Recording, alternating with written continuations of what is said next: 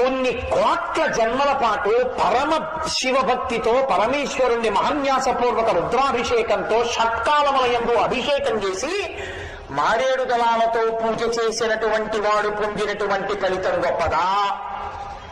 అలా వెళ్ళిపోతూ ఇలా చూడకుండా విశ్వనాథలింగాన్ని ఓసారి ఇలా చూసి అలా వెళ్ళిపోయిన వాడు గొప్పవాడా అంటే ఇలా చూసి అలా వెళ్ళిపోయిన వాడే గొప్పవాడు. ఆ పుణ్యం ఈ పుణ్యానికి సరిపోదు.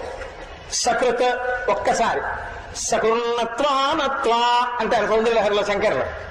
సకృతీక్షణమున సంభవించు. ఒక్కసారి విశ్వనాథలింగం వంక ఇలా చూశాడా వాడు కొన్ని కోట్ల జన్మల శివాభిషేకం పూజ చేసినటువంటి ఫలితం కన్నా గొప్ప ఫలితాన్ని పొందేస్తున్నాడు. అది కాశీపట్టణం యొక్క వైభవం. కాబట్టి అఖిల కాలంబు శంభు నర్చించిన ఫలంబు సహృదీక్షణమున